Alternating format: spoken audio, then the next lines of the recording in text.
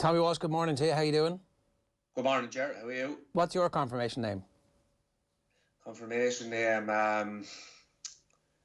Michael, after my father. Okay, that was not Thierry, not as good as that. And is there a history in Kilkenny of taking, like, geez, I don't know who people would take. Would they take Eddie Kerr? Would they take DJ? Were there a lot of DJs, I suppose, around the? Yeah, I haven't heard really. I think the time I was doing it, it was really when you picked, your father, maybe your grandfather or something like that. But I suppose the older generation was maybe saints. They used to take the names of saints, but I haven't heard no one in my class, I don't think anyway took DJ or Eddie Kerr or anything like that. or just Shefflin. Apparently, Wes Houlihan has Cantona as his, so obviously they were doing things a bit different in the inner city. Listen, before we get into this weekend's games, I do want to ask you about the big debate this week was just about how easy it was for teams to score in the two big championship matches that we've had so far. Massive record-breaking scores put up. Do you have any theory behind what was going on? It's probably a mixture of everything. I suppose the two main ones is probably the crowd, as people said and commented on during the week. There's possibly not as much nerves, or you don't hear the U's or the ahs, or you don't probably feel that pressure when you're running out, on the 40-yard line or the 60-yard line, and there's 40,000 people kind of screaming and shouting. So possibly, say when you hit the ball and it goes wide, you've kind of probably the ahs and maybe the fear of letting people down. Towards maybe if there's nobody in the stadium, like a challenge match, you don't really, in a training session, or a challenge match, when you hit the ball wide or do silly things with the ball, you don't really feel it as much or notice it because there's no real consequences. So possibly there's that that feeling that people aren't letting anyone down, just at that initial stage, because it just doesn't feel like a big championship game in that moment. That's one, I suppose, theory that I might have. And the other one is the ball, obviously. I think the fear coming into the game, Ger, was that some of the county players had used that ball out in Boston, and it was much harder. I think was it Owen Murphy commented you need a good few hurls. It seemed, when you have a hard ball like that, it can break your hurl. I often notice that with a ball that might be wet for a while and then it dries out. Say you might have it in under at the fireplace or under the stove, and when it dries out, it can be like a rock, even though it's dry, and you can break, your new fresh hurl off it. But when it didn't transpire that was the case last Sunday. The ball seemed to be as fast and as light as ever. So the ball definitely has a major factor in it, because, like, I remember taking 65s when I was a county minor. Myself and Michael Rice.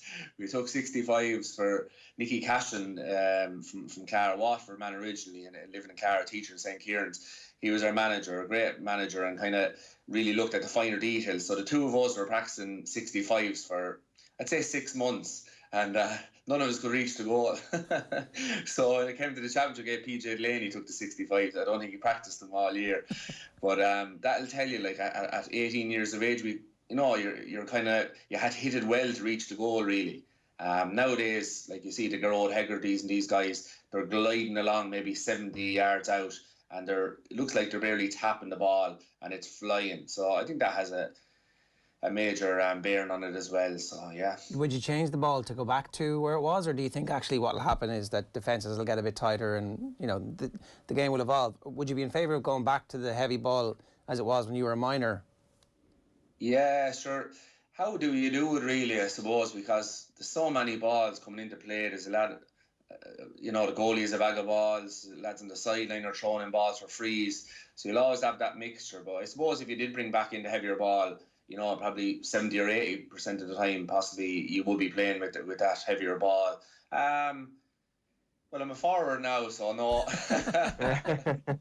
If I was a back, I'd say, yeah. Like, I'm just thinking if I was a wing back, I'd say you'd be crying out for that heavier ball, possibly, because if you give your lad a bit of space out around the middle of the park, he can just tap it over the bar. Towards maybe back in the day, he'd want to be a very, very good striker to put it over the bar. So I think as a defender, yeah, you'd like a heavier ball. As a forward, I don't think you'll hear any forward complaining, because it gives him the ability. Like you see Tony Kelly the weekend scoring 8 points from play, 17 points.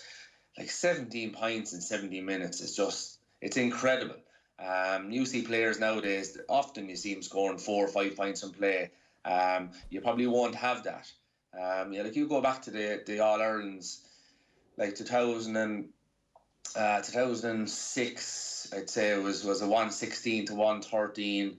2003 was a 114 to 111. Even the 95 All-Ireland, the Clare Offaly All-Ireland, 2-8 maybe to 110. Not sure exactly now. That's off memory, but small out scores. So there's advantages in both, but I don't see any problem with the way the game is going anyway. Like I know there's a lot of scores, but I think they're great spectacles at the moment anyway.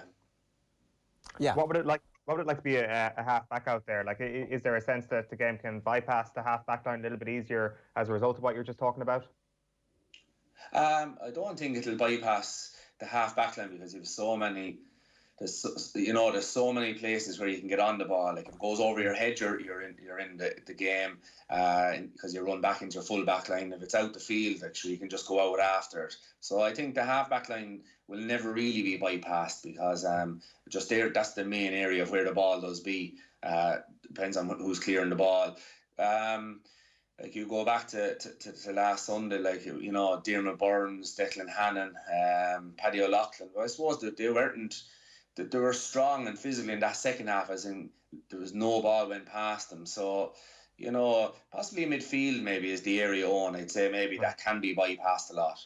You have a sharp hook out, which happens a lot now, and then that goes over the midfield area. But I think probably the style of play on, just thinking about this all off the top of my head really, but the style of play that teams are playing now, possibly there's no real area going to get bypassed. Like if you start with the goalie, right? He's just in the game. He's more important than ever now. The full back line now gets a lot of sharp hook outs. The half back line, there's a lot of balls. So back when say the 80s, 90s, 2000s, when you got the ball in the back line, your first job really was to get the ball down to the other end of the field. And the whole philosophy was that when the ball's at that end of the field, well, they're not going to score. The opposition is not going to score. So get it out of the danger area. Towards now, they play around with the ball. So the full back line will give it to the half back line to midfield. So it goes up through the lines. That's the style of play we're playing at the moment on. So as long as that style of play remains, I don't think you'll see many areas of the field really being bypassed.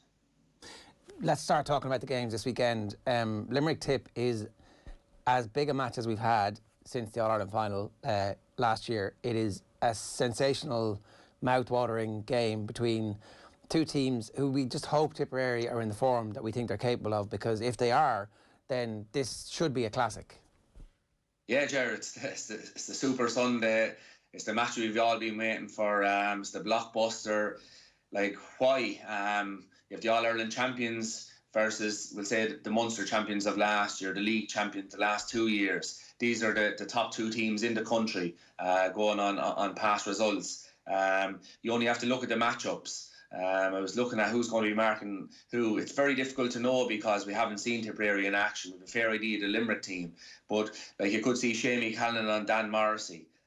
You could see John McGrath, Declan Hannon. Like it's going to be incredible. Like Ronan Marr, if he's full back on Aaron Gillan, like no matter where you look in the field, there's huge matchups. You have Cottle Barrett, one of the toughest, most tigerish cornerbacks in the country, probably up against Graham Mulcahy. Like it's everywhere, and we can't wait to see the different duels. Who's going to come out on top? We all know, I suppose, what Limerick are like. We had heard they were flying in challenge games.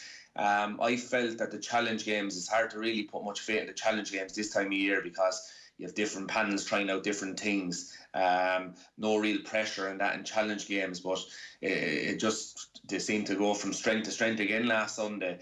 The one thing that will play in Tipperary's favour is that the whole country now is talking about Limerick. I know myself from playing the game, if you've question marks about you going into a match, you don't even need anyone to psych you up. You don't even need anyone to have you focused. You don't have to be thinking about even the man you're marking. You're just absolutely going to go ball-headed for that ball.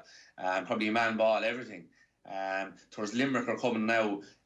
after a week, say if the game is in 3 weeks' time, you'd say, right, they'll settle back down for a week. John Kiley will probably look at a few of the areas they can improve on, and maybe, question a few lads just to get motivated again towards going straight into this game. So will the momentum carry him through? The one word you don't like, Ger. Will that carry him through, and will it go from strength to strength?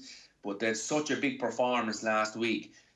It'll be very difficult for him to do it again next Sunday. The one thing I would say about Limerick is every match they play is an All-Ireland. So they seem to be able, like you see the New England Patriots, not this season, but for the last probably 20 seasons with Tom Brady, you look at their press conferences, it's all about the next game, and which often coaches and teams do, but they lived up to it. It was like once they played the game for Sunday, won that, game over, focus straight away on the next game. This Limerick team seemed to be similar enough and seemed to be able to do that.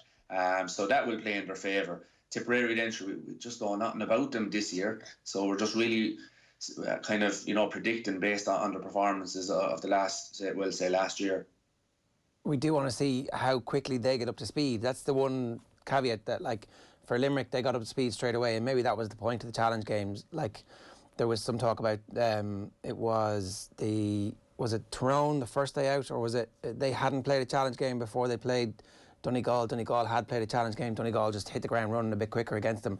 Like, assuming Tipperary have managed this properly and are at the speed that they're supposed to be at, was there a template in Limerick's defeat last season, thinking all the way back to summer 2019, that performance that Kilkenny put in against them? Is there something there that Tip can go and look at and go, yeah, okay, that's exactly what we need to do? You see, when you look at that Kilkenny and Limerick game last summer, I felt that Limerick prepared everything that was coming out of camp, sounded right. The players themselves in the match, they didn't look like they were lackadaisical. It was just Kilkenny started out of block, like they started like a train. They were just unbelievable on that given day. And I don't think anything could prepare you for that level of intensity, the level of just savagery, really, of that Kilkenny team in that game. It was just one of those games, and one of Brian Cody's greatest victories. I thought Limerick adjusted well. They took the blows early. They were like, say, Muhammad Ali in the Rumble in the Jungle. They took the blows, although they didn't mean for it to happen that way, but they did take them and grew into the game. And they were 7 or 10 points down early in that game and came back, and they were within a point of Kilkenny at the very end. And only for the 65, I suppose, that could very well have been one of the greatest comebacks, in John Kiley's era. So they're well able for that. But the lesson, I suppose, to be learned here is they learned during the game, because I don't think they had come across a ferocity like that. Kilkenny are a big team as well, so they're all big men with experience, 10 years probably in doing gym work and that. So Tipperary, I think, will only learn on Sunday. I don't think that will prepare them for what they're going to face this Sunday against Limerick, and it's just going to be ferocious. And it's can they take the blows in the first 20-25 minutes and grow into the game? That will be the question mark. The one thing about them is that the likes of the Shamie Callans and these guys, if you go through their past seasons, they grow into the season. As the league, they get better and better and better as it goes along. Like, I always felt Shamie Callanan, Noel McGrath, these guys, they play really well when they're playing every league game, and they just seem to be able to adjust. So the question mark is, they won't have any time to adjust this weekend. They're just going to have to hit the ground running. Okay. It sounds like you're leaning towards a Limerick victory in a close game. I'm leaning towards the Limerick victory based on, I think this year playing a championship game is going to be more important than ever. So I'll definitely lean towards the Limerick victory, yeah. All of the points we've made about Tipperary in some respects could be made about Galway and Wexford. This is a Galway team who still have the backbone of an All-Ireland winning squad in it. It's a Wexford team who have year on year defied expectations and got better and more successful, and we're within a hair's breadth really of being the All-Ireland champions, and we would talk about them so differently, I think, if they'd actually won an All-Ireland. So what the hell's going to happen in this game?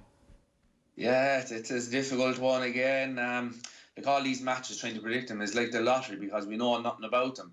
We know about Dublin, we know about Limerick, but everyone else you don't even know who's going to be playing, to be honest. You're just hearing rumours.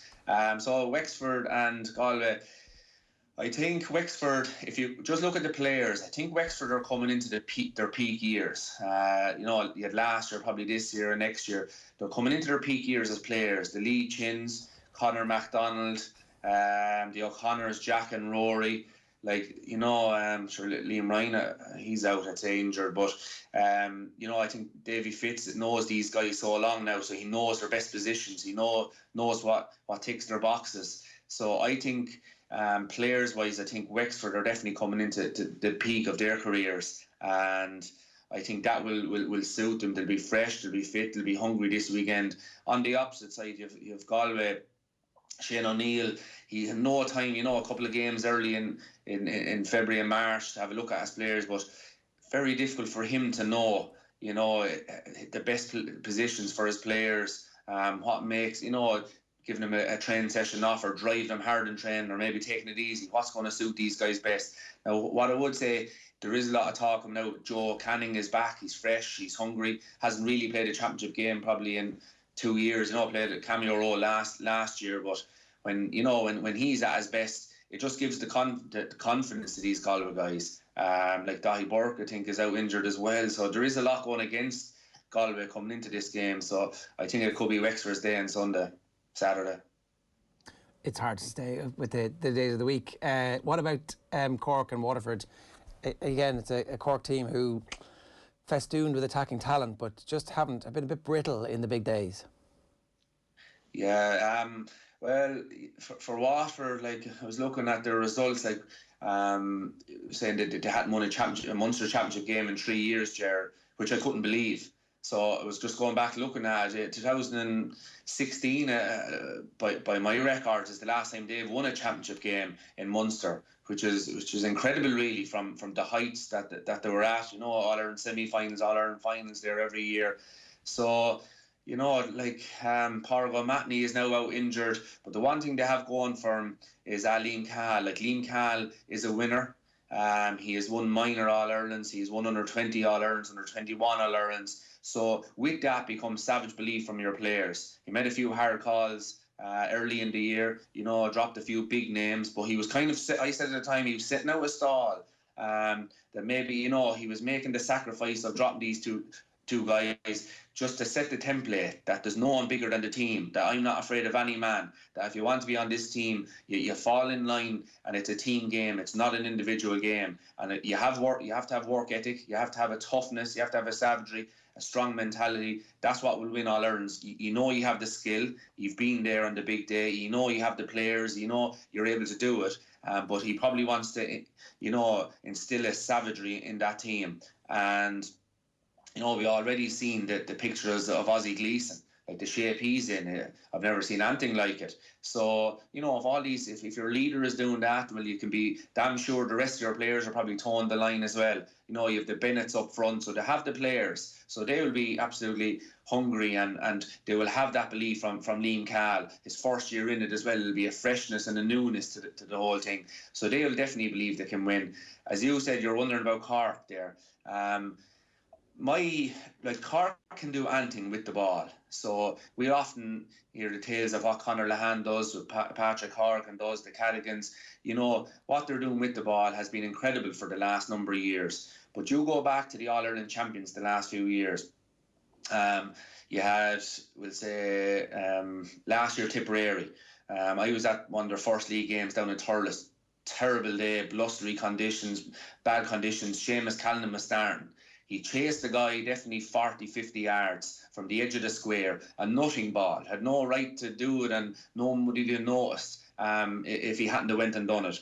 Hooked or blocked or huddled up the opposition. I think it was probably a Clare guy at the time. And I said to myself, that's the sign that these boys are going to be serious this year. 2018, the All-Ireland champions Limerick. I remember, it was the All-Ireland final again, Pádraig Mannion had a ball came to him out around the middle of the field, kind of his area, out, they're on the wing back, the right wing back position, but more towards the middle of the field as opposed to the full back line.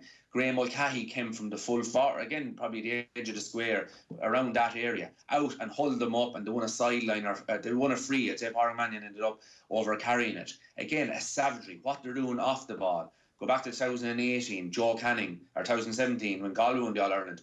Joe Canning, I think it was the All-Ireland semi-final. Again, it wasn't what he done with the ball, what he done off the ball. He came out under the Hogan stand, again out around the half-hour position. And I'd say it could have been Pádraig Mar or someone, either huddled him up or shoved him out over the line. But again, just showing a savagery, what I can do when I don't have the ball. And I think that's what you need, in addition to everything else, to win an All-Ireland. So the day that we look at Cork, Ger, is the point I'm getting to. Up in the stand or back in your sitting room in Clare or Kilkenny or Dublin, and you say to yourself, oh my God, did you see what Horgan did? He did a dive and block. Did you see what Conor Lahan done? He chased back 20 yards and hooped the guy. Did you see what, say, Owen Cadigan done? He went out and shoved the guy out over the line. Something that they do that's off the ball, that shows an intent that this is not about me doing beautiful things. This is about me digging in and going for something that I never thought I could do. Like the Seamus Callan chasing the ball 40 yards, doing something that probably doesn't make sense. But in the end, it's them little things that win the big games and win in All-Irelands. Now, we know they can win Munsters. We know they can win a lot of games, Ger. But the question marks now is these conditions. Will they suit this Cork team? So now is a great chance for them to prove, their doubters wrong. Do a few things Saturday night that will leave people saying, you know what, this Cork team can do things this year. Tommy, we're almost completely out of time, but I do want to ask you just one last question about the Kilkenny-Dublin game. We know Kilkenny will come with that intensity and that work rate off the ball as well. Is this Dublin team, is it too early in the iteration yet for them to be able to withstand that, or did you see enough last week, albeit against a Laois side who didn't do themselves as much justice as we would have liked? Did you see enough from Dublin that they will actually be able to pull it up to Kilkenny?